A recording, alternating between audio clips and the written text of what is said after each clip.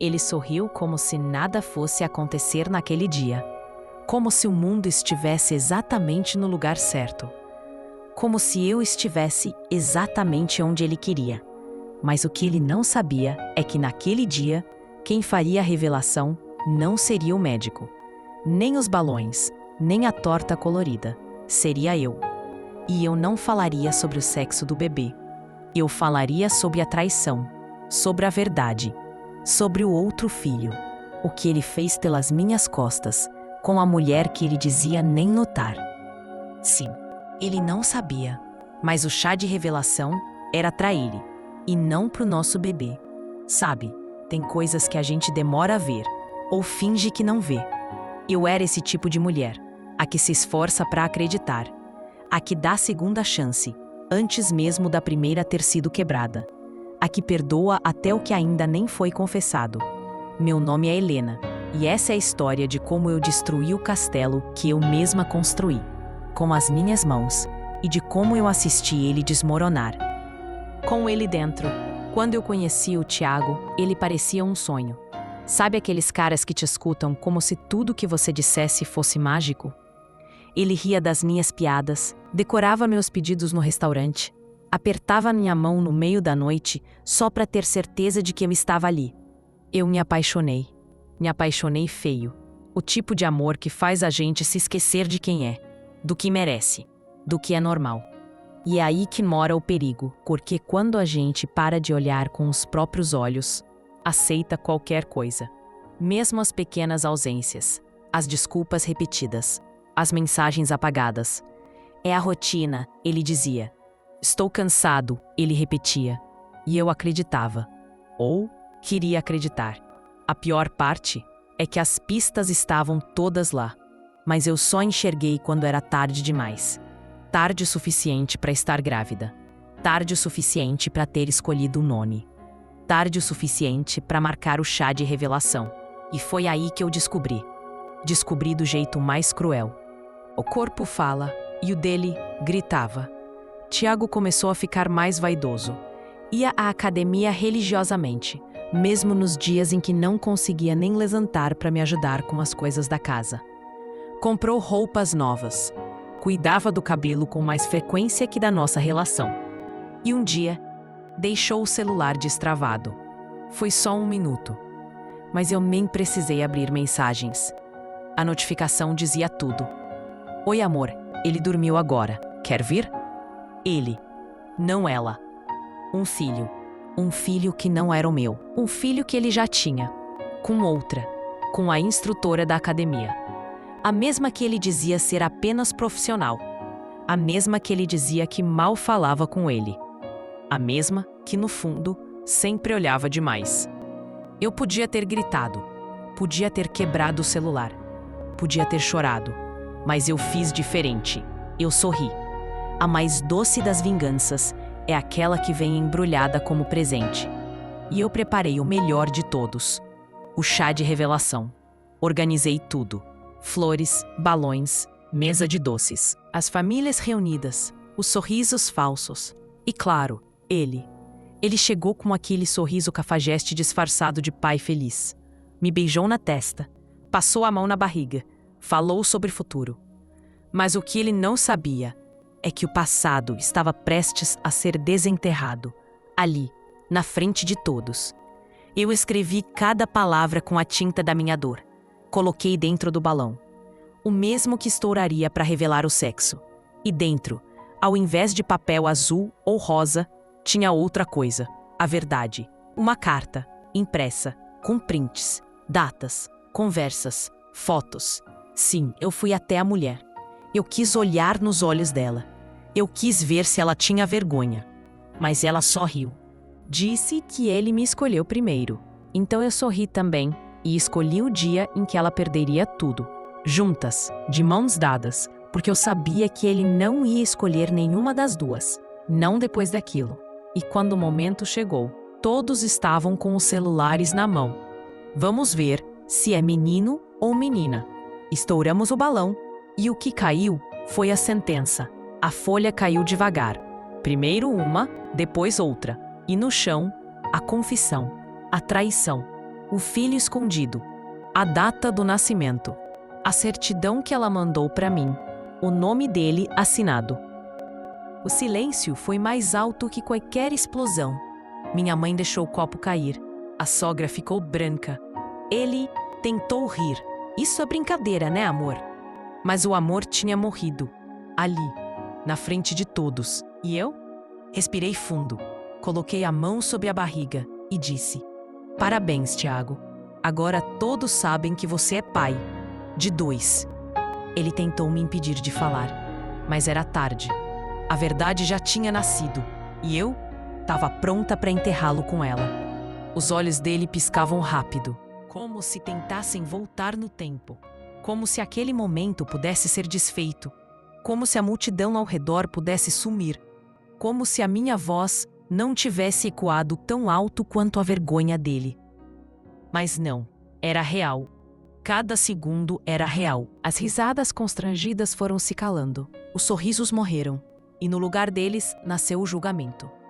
O olhar do pai dele, tão orgulhoso minutos antes, agora era o de um homem que percebia quem realmente havia criado. A mãe dele soluçava baixinho, chocada com a revelação. A irmã já sabia. Ela olhava para mim com a cabeça levemente inclinada, como quem queria dizer: eu avisei. Mas eu não quis ouvir antes. Eu estava ocupada demais construindo um conto de fadas. E sabe o problema dos contos de fadas?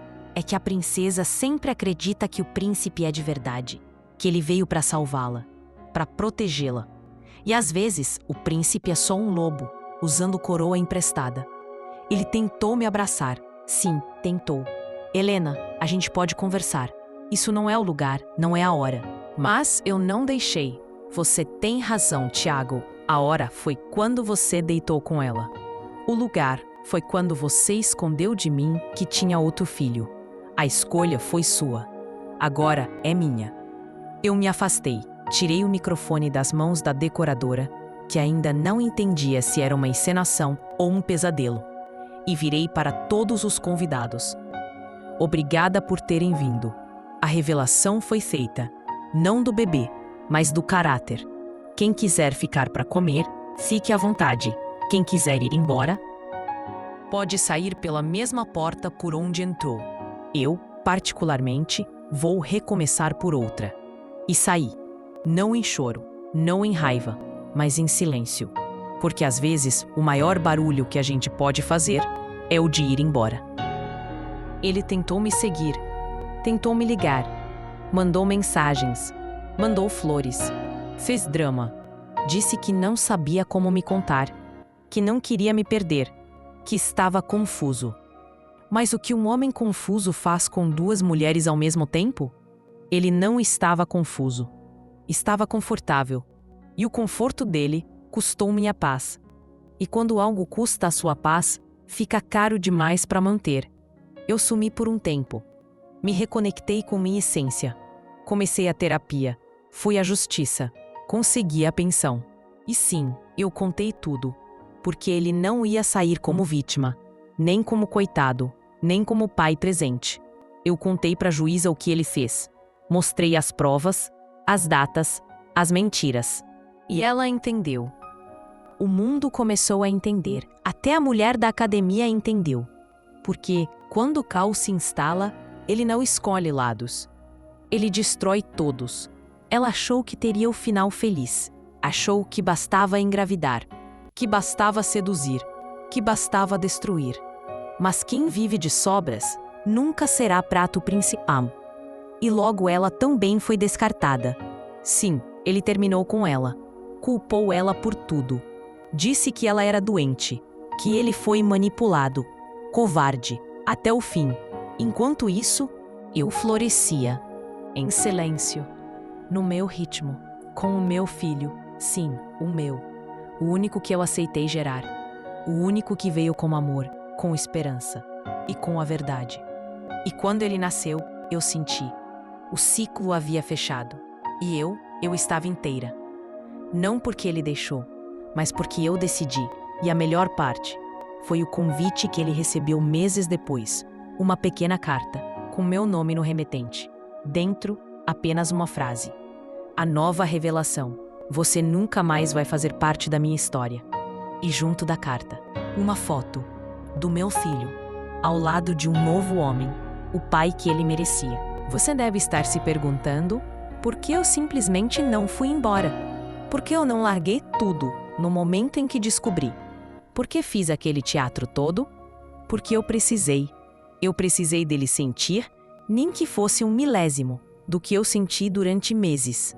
Engolir o choro, fingir que estava tudo bem, sorrir para as pessoas enquanto por dentro eu implodia. Ele merecia saber o gosto da humilhação. Merecia ouvir os cochichos, ver os rostos virarem, sentir as mãos suadas. O coração batendo forte, não de amor, de medo.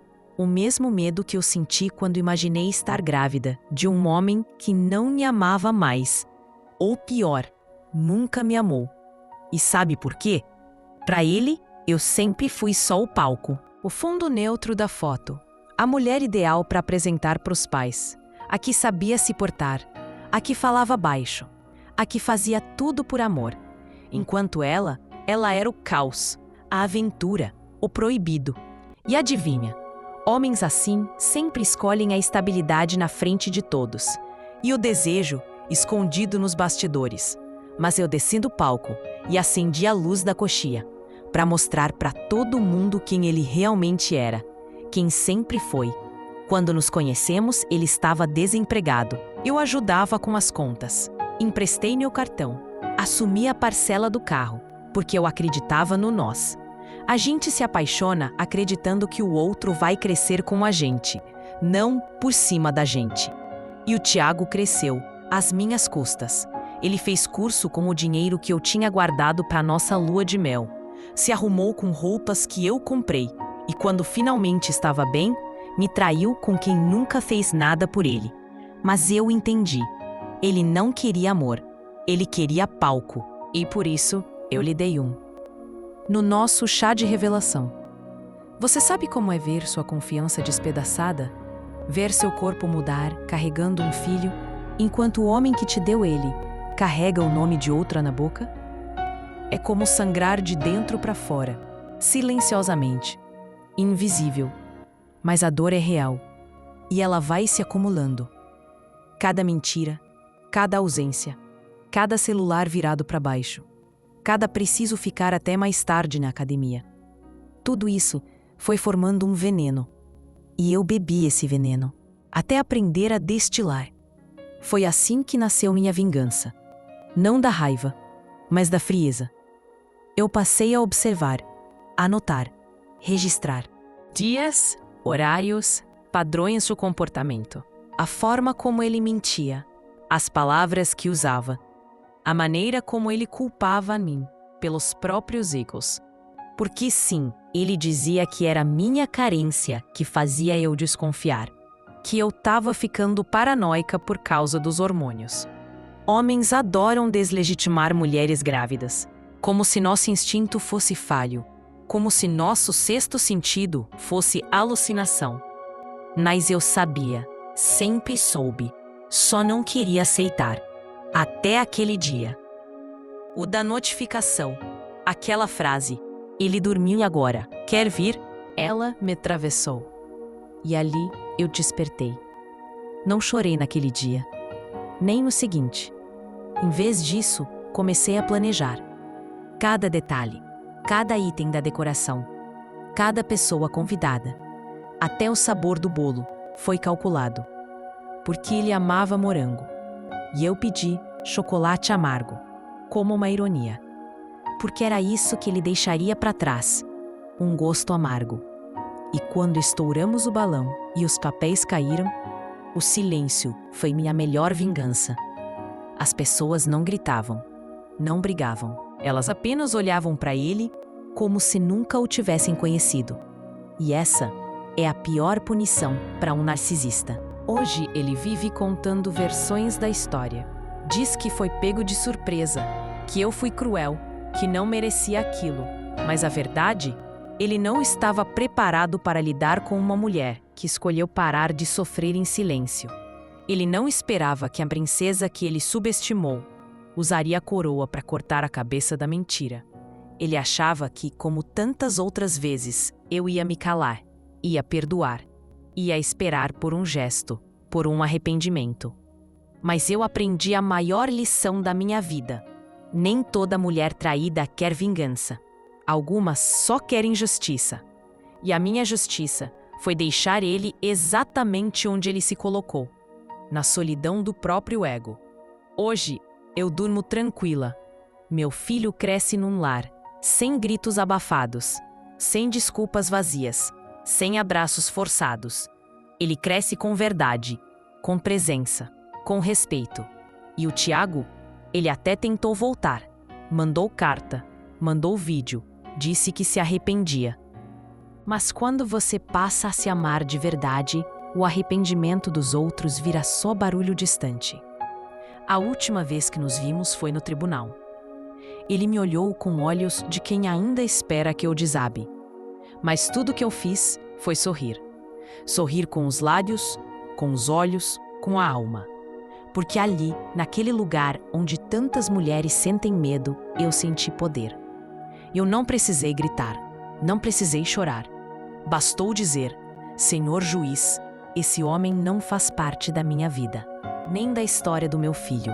E saí, com a cabeça erguida, com o coração em paz. Porque naquele chá de revelação, eu revelei mais que uma traição. Eu revelei quem eu sou. E essa mulher ninguém tira de mim.